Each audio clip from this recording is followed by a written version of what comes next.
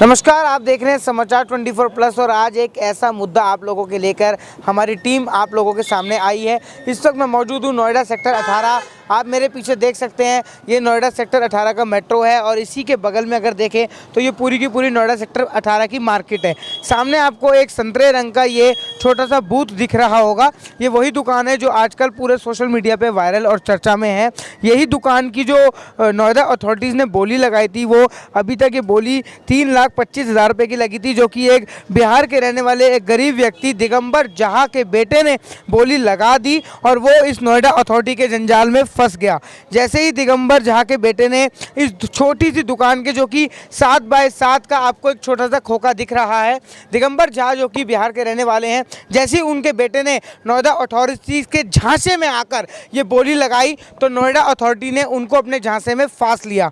और नोएडा अथॉरिटी ने पहले ये नहीं बताया था, लेकिन जब ये दुकान उनके नाम पर अलॉट हो गई ऑनलाइन, ये ऑनलाइन कितना बड़ा फ्रॉड है आपको दिखाई आज इस न्यूज़ के माध्यम से देगा।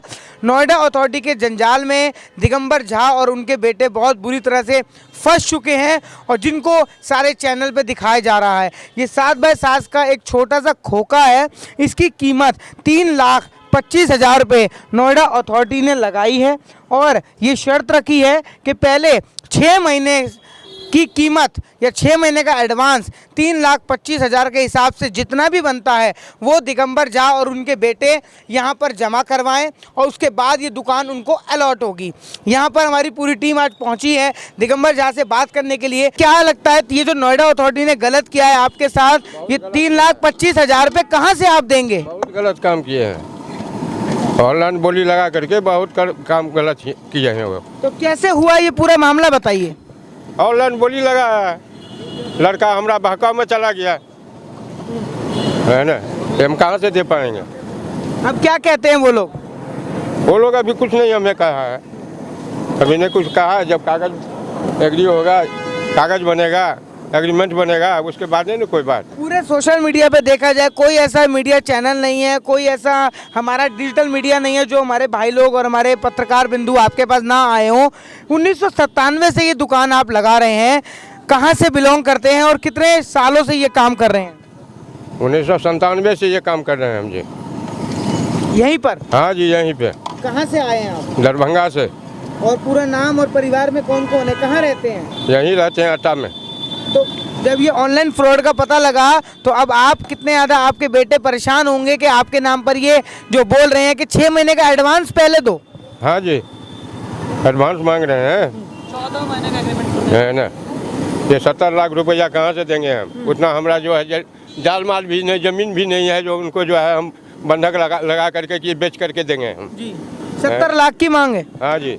यहाँ पे और भी लोग मौजूद हैं जो दिगंबर झा के बगल में बहुत लोग खड़े हैं। सर कहाँ रहते हैं? सर मैं अट्टा में रहता हूँ, किराए पे, मेहंदी का काम करता हूँ। मेहंदी का काम करते हैं। सर क्या आप भी रेंट देते हैं? नहीं सर, रेंट तो नहीं देते हैं। सर ये बेचारे गरीब हैं, इनके साथ ये जो गलत कर रहा है नोएडा अथॉरिटी, 3,25,000 रुपये, 1 महीने का किराया, 14 महीने का एग्रीमेंट, 70 लाख रुपए इनसे मांग, ये कहाँ तक जाएगा?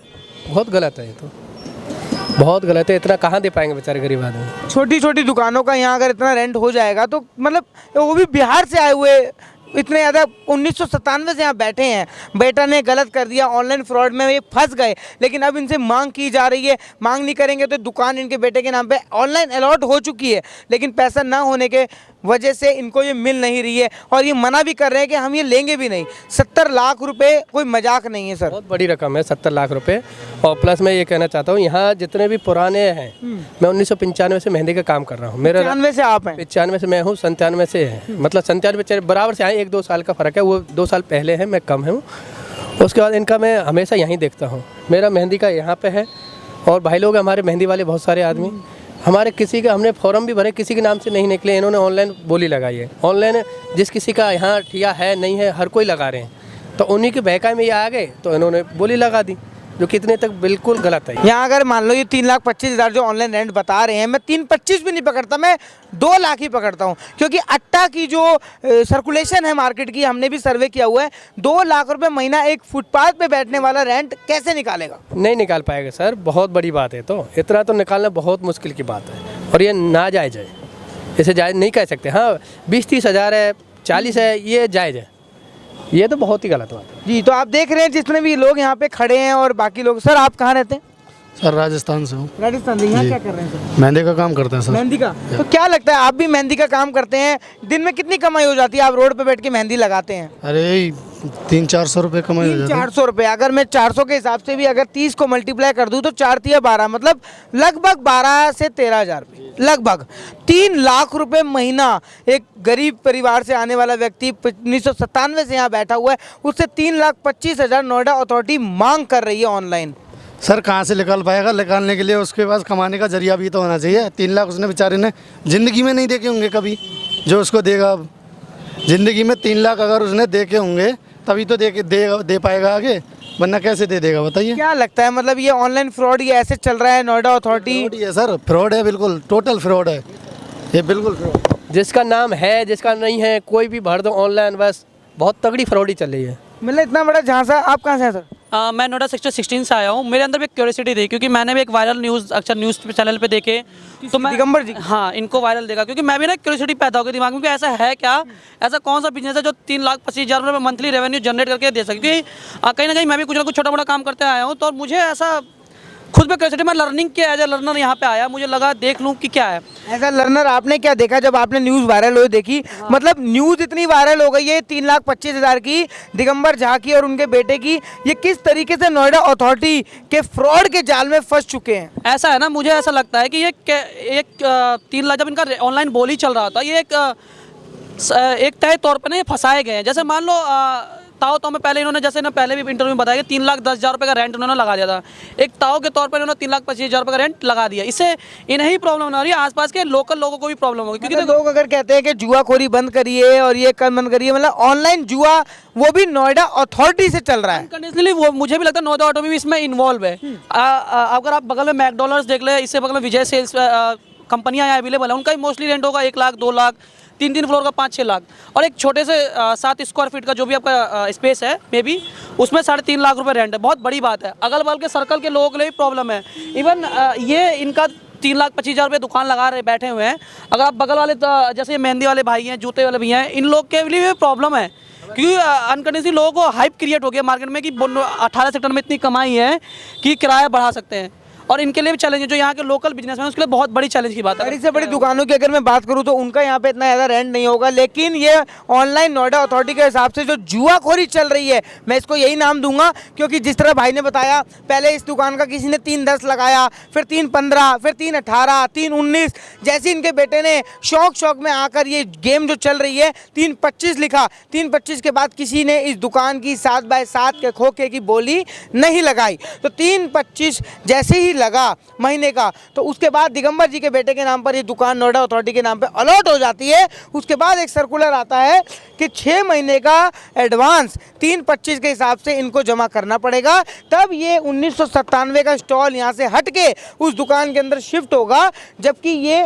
3,25,000 कहाँ से देंगे? आप देखिए ये कितनी मेहनत से यहाँ पे चाय बनाते हैं, लोग इनके पास आते हैं, बहुत पुराने यहाँ बैठे हुए हैं, और अगर कानूनी के हिसाब से देखा जाए तो 12 से 13 वर्ष के बाद जो एक जगह बैठे रहते हैं वो जगह उन्हीं की हो जाती है, और ये 1997 से बैठे, यानी 25 वर्ष से भी ऊपर हो चुके। दिगंबर जी, ये दुकान तो मिलने से रही, क्योंकि आप पैसे देंगे नहीं, आप दे नहीं पाएंगे, आप इतना नहीं, तो क्या है इसका मसला अब? मतलब ये दुकान किसी और के नाम पे अलॉट होगी या अभी भी ये गेम चलती रहेगी? अब ये गेम चलेगा या बंद होगा, ये चीज़ तो अभी हम ना कह सकते हैं। ये तो अथॉरिटी जो है सो ये चीज़ का सोचे, है ना। बेटे को आपने समझाया कि ऐसे जाल में ना फंसें? बहुत उसको समझाए हैं साहब, समझाने के लिए तो बहुत समझा रहे हैं, जो कहाँ से हम देंगे। महीने का अभी इस स्टॉल से जहाँ बना रहे हो कितना कमा लेते हो? क्या कमाएंगे? 5-7 हज़ार 10 हज़ार के बीच में कमाते हैं, बाल बच्चा को पालते हैं, और क्या कमाएंगे? मसीह से ज़्यादा नहीं है। 10,000 रुपये कमाने वाला व्यक्ति से 3,25,000 वसूलना कमाल कर रही है नोएडा अथॉरिटी। मतलब 1997 से आप यहीं पर हो, आपको लोगों का प्यार मिल रहा है, यहाँ आप बहुत फेमस हो। यहाँ मार्केट में 2 दुकान था, तब से हम बैठे हुए हैं जी। मैगडी फैक्ट्री मेरे सामने की बनी हुई है, जितने बिल्डिंग है सब मेरे सामने की बनी हुई क्या है। लगता है ये जो मैगडी का नाम ले रहे हो, मैगडी बहुत जगह फेमस है, ये इसका रेंट होगा 325 जो आपसे मांग रहे हैं? अब वो लड़का फंस गया है, हम तो कह रहे हैं लड़का जो है बहकाव में चला गया, लेकिन हम कहाँ से भरेंगे? 10,000 5,000 कमाने वाला कहाँ से भरेगा उसको? तो अब ये बंद हो गया ऑनलाइन फ्रॉड या अभी भी जारी है इस पे बोली? अभी बोली नहीं जा रही है, अब जब बोली बंद हो गया। तो अब ये आपके नाम पर अलॉट हो रखी है? हाँ, लड़के के नाम से अलॉट हो गया है। लड़के के नाम पे अलॉट हो रखी है। हाँ। अब वो जब तक पेमेंट नहीं करेंगे 6 महीने की, तब तक ये नाम अलॉट आपके नाम पर नहीं होगी, यही कहना चाह रहे हो? हाँ, वही कहना चाह रहे हैं, जब तक पेमेंट नहीं क्लियर होगा तब तक कैसे होगा? और अगर पेमेंट आप नहीं करते तो फिर ये क्या होगा? वो वैसे रहेगा, फिर वो बोली लगेगा, फिर बोली लगेगा उसका। फिर बोली लगेगी। हाँ।